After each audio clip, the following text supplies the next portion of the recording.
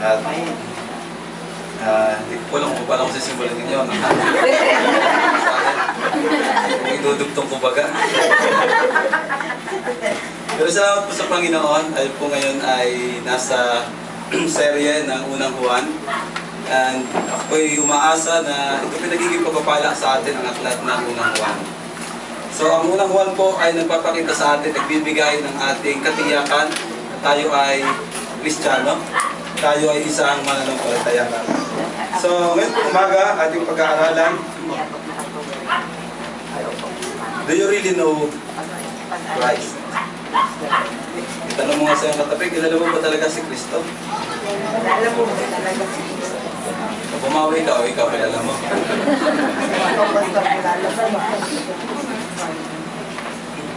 Isang tanong na madaling sagutin, pero kung atin nung sasalisikin, meron siyang katotohanan behind this statement or this question, do you really know Christ?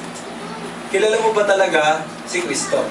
Para po sa mga INC, Iglesia ni Kristo, si Kristo ay hindi Diyos kundi tao. Para man po sa mga Muslim, si Kristo ay isa lamang propeta. At napakarami hong relihiyon ang naglalabasan ngayon na kung ating susuriin ay napakagaganda ng pangalan, nandoon si Christ. Pero kung susuriin mo ang kabuuan ng Iglesia, hindi mo makikita si Jesus Christ. So mga kapatid, ngayon pong umaga, ating pag-aaralan ang tanong na ito sa atin. I hope na habang nag-aaral po tayo, sinusuri natin ang ating mga sarili. Do you really know Christ? Do I really know Christ? Sa ating pong binasa kanina sa 1 John chapter 2, 3 to 11. Kaya niyo pong muli kong basahin ang salita ng Diyos. Verse 3. 1 John chapter 1 or chapter 2, 3 to 11. We know that we have come to Him or to know Him if we obey His commands. The man who says, I know Him, but does not do what He commands, is a liar, and the truth is not in him. But if anyone obeys His word, God's love is truly made complete in him. This is how we know we are in Him. Whoever claims to live in Him must walk as Jesus did. 7. Dear friends, I am not writing you a new command, but an old one, which you have had since the beginning. This old command is the new message you have heard. Yet I am writing you a new command. Its truth is seen in Him, and you, because the darkness is passing and the true light is already shining. Verse 9. Anyone who claims to be in the light but hates his brother is still in the darkness. Whoever loves his brother lives in the light, and there is nothing in him to make him stumble. But whoever hates his brother is in the darkness and walks around in the darkness. He does not know where he is going because the darkness has blinded him. Purihin po ang Panginoon sa kanyang mga salita. Last week, pinag-aralan po natin about dealing with sin. Pinag-aralan po natin na ang kasalanan is, what is sin? To miss the mark. It is not to conform to what God requires. So, pinag-aralan po natin na parang isang pana na kung saan ay meron kang nais na targetin at nung iyong panain, medyo sala ng kaunti. So, ibig sabihin, sa atin po bilang mga mananampalataya, ang kasalanan ay kaunting-kaunti na hindi pagsunod sa sinasabi ng Panginoon, yun po ay kasalanan. Pinag-aralan po natin ang repentance. Ang repentance, it is a total change of heart and mind, resulting in a change of direction and action. So that's the meaning of repentance, a total change of heart and mind, resulting in a change of direction and action. So, pinag-aralan ho natin na hindi dahil humingi ka ng sorry at mamaya andyan na naman, pinatawad ka at pagkatapos gagawin mo na naman, at pagkatapos ay hihingi ka na naman tawad, gagawin mo na naman. So, hindi po yun ang totoong repentance. kundi yung pong pagbabago ng ating puso at ng ating isip. Pinag-aralan po natin ang ABCs on how to deal with sin. First, we have to admit our sins before the Lord. We have to admit our sins before the Lord. So napakalaga po ng confession. Ikino-confess po natin ang ating mga kasalanan dahil pinag-aralan natin na dumating sa punto ng ating buhay, sa ating konklusyon, na ang ating Diyos ay hindi natin minahal ng buong puso, buong lakas, ng buong pagkatao, at hindi natin minahal ang ating kapwa. So, ang tanong, why should we confess if God already knows our sin? Confession is not meant to inform God, but to train us into a personal relationship with Him. So yun po ang dahilan, bakit po kailangan natin i-confess. It's not to inform God, but to train us into a personal relationship with Him. So napakahalaga po noon. Pangalawa is we have to believe that God forgives. Ang Diyos po ay nagpapatawad. Na minsan hindi natin mapatawad ang ating sarili. So alamin po natin ating paniwalaan yung katotohanan na ang Diyos po natin nagpapatawad. Ang sabi ng salita ng Panginoon, nagbigay siya ng advocator o advocate. Walang iba kundi si Jesus Christ. And letter C, choose not to sin. Choose not to sin. Ang sabi ng 1 John chapter 2 verse 1, mga anak, isinusulat ko ito sa inyo upang huwag kayong magkasala. Then yung following verse, sabi roon, ngunit kung kayo'y magkasala, meron tayong tagapamagitan, isang matapat, isang matuwid na tagapamagitan, walang iba kundi si Jesucristo. Then, kung atin titingnan, ito yung sunod ng ating pag-aaralan. Ano ang kahalagahan po ng chapter 2, 3 to 11? Tayo po muna ay manalangin sa Panginoon. Aming Ama, nagpapasalamat po kami sa inyong mga salita na pwede po namin pagkulay-kulayan. Inyo po kaming bigyan ng kaliwanagan ng aming kaisipan, Panginoon, ng aming puso, at maunawaan po namin at mailapat ang inyong mga salita.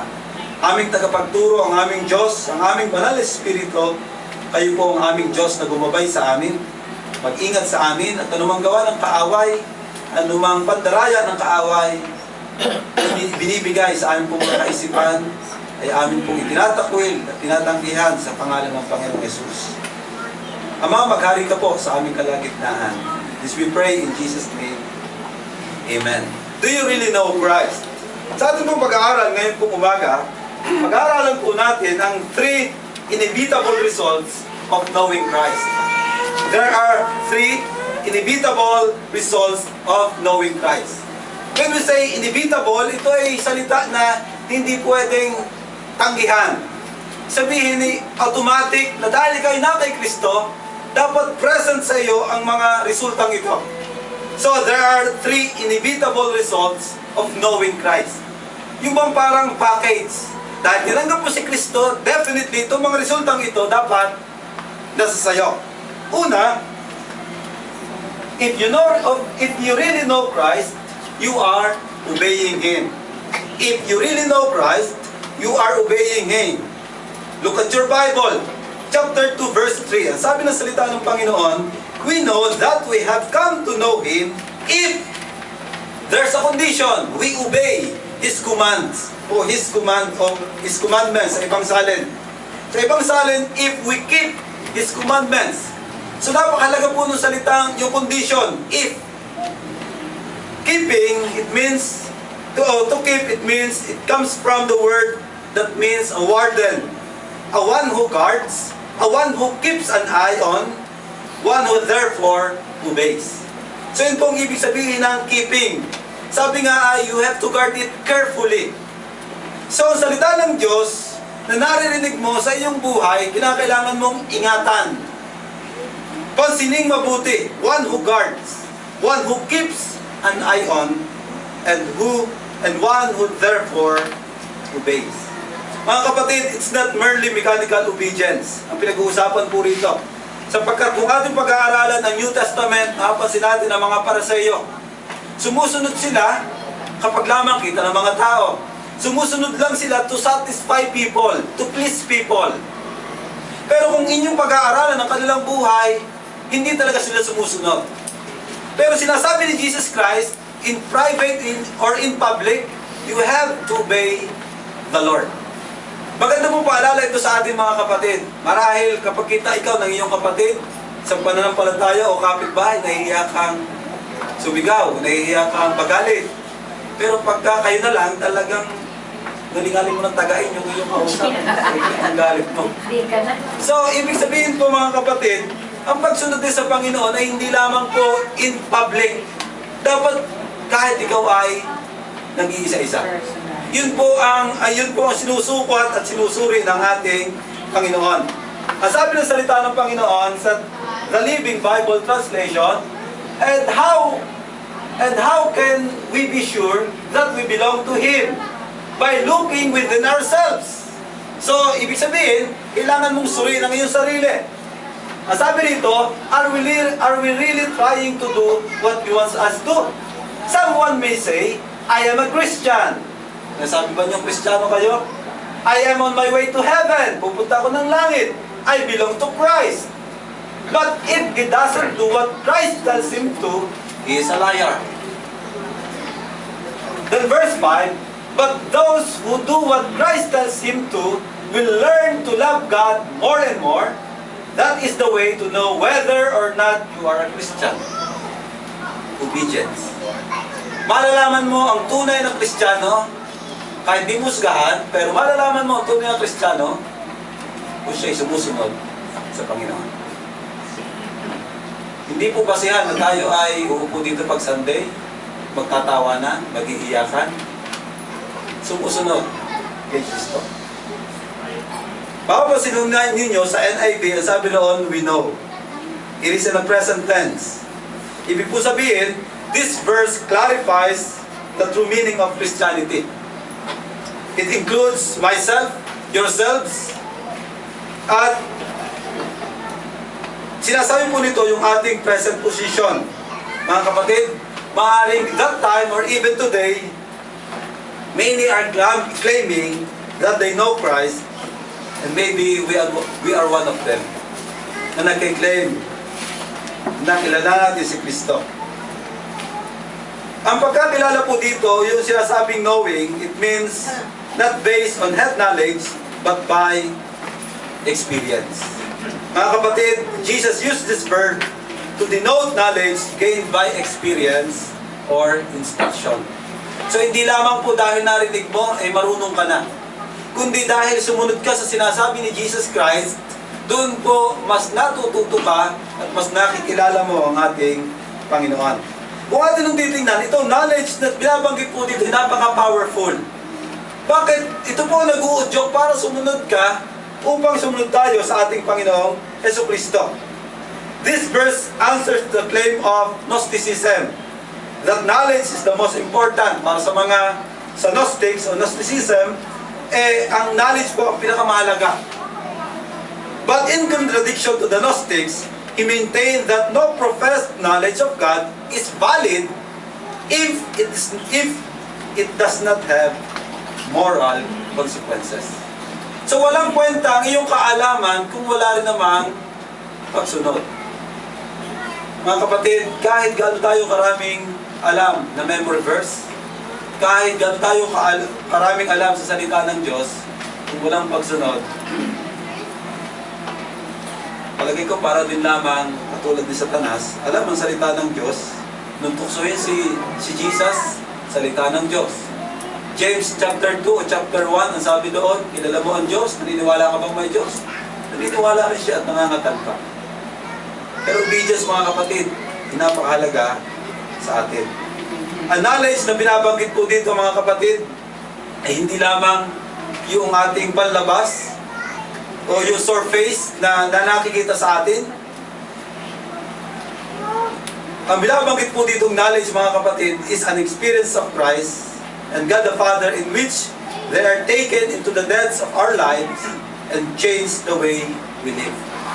Ibig sabihin, mga kapatid, ang tunay na karunungan ay kapag naintindihan mo at pagkatapos ay binabago ang iyong pamumuhay. Pero pagka naintindihan mo lamang hanggang isip at ganoon pa rin ang iyong pamumuhay, parang questionable ang iyong pagiging Kristiyano. We know, it is assumed that individual has declared himself a believer But the crucial concern is whether he is habitually keeping his word. Habitually. Ibig sabihin, dapat po ang pagsunod sa Panginoon ay mayroong consistency. It is not a mechanical thing that you do just so you can get privilege. Yung ba minsan, kahit sa anak, susuguin mo, bili ka ng suka, bili ka ng toyo, o bili ka ng patis, pingin mo ng piso. Pingin mo ng ganito. Yung bang, kaya lang susunod ay dahil mayroong kapalit, mayroong privilege. Pero, obedience, mga kapatid, is something that you are divinely motivated to do from within. Ibig sabihin, ang obedience po mga kapatid is divinely motivated. Mayroong nag-uutos sa iyo na ang Diyos talaga nag-uutos yan. Alam mo yon? It is His Spirit in you. His Spirit is in you, or His Spirit in you will always let you know this is what God wants and this is not what God wants. Ibig sabihin, yun po ang ibig sabihin ng obedience. Divinely motivated to do from within. So ang tanong, ano ang resulta when we obey the Word of God? Una, the truth is in us. The truth is in us. I want you to hold your Bible at tingnan po natin kung saan mga talata binanggit ito. Ang sabi po ng chapter 1, verse 6, look at your Bible. Ang sabi doon, if we claim to have fellowship with Him, yet walk in the darkness, we lie and do not live by the truth. Then verse 8, if we claim to be without sin, we deceive ourselves, and the truth is not in us. Then verse 10, if we claim we have not sinned, we make Him out to be a liar, and His word has no place in our lives. Then chapter 2, verse 4, the man who says, I know Him, but does not do what He commands, is a liar, and the truth is not in him. Ano ba ang kahulugan dito na lagi pa ulit-ulit sinasabi ni Juan na ikaw ay nagsisinungaling, ikaw ay nandaraya, at wala sa iyo ang katotohanan. Yun po yung mga tao na hindi sumusunod sa salita ng Diyos. Pero kung ikaw ay sumusunod sa salita ng Diyos, the truth is in us. The truth is in you. What does this truth mean? Anong ibig sabihin ng truth? It refers to Christ. The person who doesn't obey Christ's commands doesn't have Christ. Yun po ang totoo. Kung bakit hindi mo masunod si Kristo sa iyong buhay dahil simulat sa Paul, wala ka naman kay Kristo. Wala sa iyo si Kristo. Magandang tanungin natin ang ating sarili, bakit parang nahihirapan tayong sumunod sa Panginoon? O dahil ba simulat sa Paul, wala ka sa Panginoon? Bakit hindi mo maisuko ang iyong mga bisyo? Tagal na tagal mo nang pinapasaan. Bakit hindi mo maisuko ang iyong kasalanan? Yun ba'y dahil wala ka talaga kay Kristo? Kasi ako po'y niniwala na kung kay Kristo, hindi siya papayag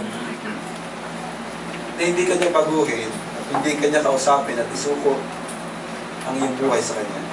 Non-believers do not submit to the Lordship of Christ. They fulfill their own desires at their own pace. Yun po ang totoo. Kasi mga hindi mananampalataya, pinufulfill nila, pinupuno nila ang kanilang, yung bang desire ng kanilang laman. Bakit? Kasi wala naman talagang nagkukontrol sa kanila. The truth is not in them. Mga kapatid, ang sabi ng John chapter 14 verse 6, I am the way, the truth, and the life. Ang sabi ng salita ng Panginoon, I am the truth. Jesus Christ is the truth. So kung si Jesus Christ nasa iyong buhay at ang katotohanan nasa iyong buhay, hindi mahirap sumunod sa Panginoon. Amen po ba? So the question is, bakit tayo nahihirapang sumunod sa Panginoon? Is it really na ang katotohanan ay nasa inyong buhay? Nasa ating buhay? Pangalawang result, we will love God more and more. We will love God more and more. Ang sabi ng salita ng Panginoon, the Living Bible Translation, verse 5, but those who do what Christ tells them to will learn to love God more and more. Ibig sabihin, mga kapatid, Every time na may iniutos ang Panginoon, nabasa ka sa salita ng Diyos at ginawa mo, the more and more na minamahal mo at pinakikita mo ang pagmamahal mo sa Panginoon. So mas nararamdaman ng Panginoon ang pagmamahal natin sa Kanya kapag siya'y ating sinusunod. That is the way to know whether or not you are Christian. Obedience. Ang sabi ng salita ng Panginoon, 1 John 2, 3-5, sa New Testament in modern English, it is only when we obey God's laws that we can be quite sure that we really know Him. The man who claims to know God but does not obey His laws is not only a liar but lives in self-delusion. In practice, in obedience, the more a man learns to obey God's laws, the more truly and fully does he express his love for Him. Grabe ang salita ng Panginoon na talagang every time na sinusunod mo ang Panginoon, doon mo pinakikita ang pagmamahal mo sa Panginoon. Mga kapatid, ibig sabihin ang ating pagdalo dito sa simbahan, pagbabasa ng Biblia ay hindi sapat. Nangangailangan po ng obedience. Kumusta po ang ating pagsunod sa Panginoon? Ususuriin natin ang ating sarili sa harap ng Diyos. Maaaring magaling tayo sa ating kaisipan. Marami tayong memory verses. Marami tayong alam sa salita ng Diyos. Marami tayong napapakinggan. Pero kumusta po ang ating pagsunod? If you really know Christ, you are obeying Him. Do you really know Christ?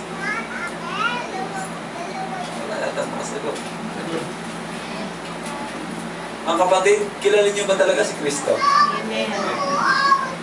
Bakit parang mahirap yata sumunod sa akin? If you know Christ, you are obeying. Pangalawa, if you know Christ, if you really know Christ, you are walking in Him. If you really know Christ, you are walking in Him. Hindi po saliwa. So, ibig sabihin, ng walking in Him, lumalakad ka sa landas na gusto niyang lakaran, o lakaran mo at naayon sa kanyang kalooban. Lumalakad sa loob ng pamamahala ni Kristo. Ibig sabihin, hindi ka tumatalon sa kanyang kalooban.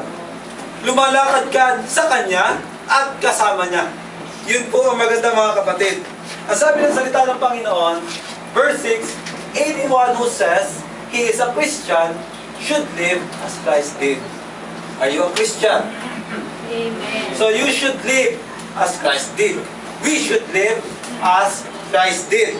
Mga kapatid, ang sabi ng salita ng Panginoon, kung ating babasahin sa chapter 2, verse 4, o verse 5, o verse 6, sabi rito, whoever claims to live in Him must walk as Jesus did. Ibig sabihin, it refers to an obligation. Ito po'y mayroong obligasyon ang ating pagsunod sa Panginoon.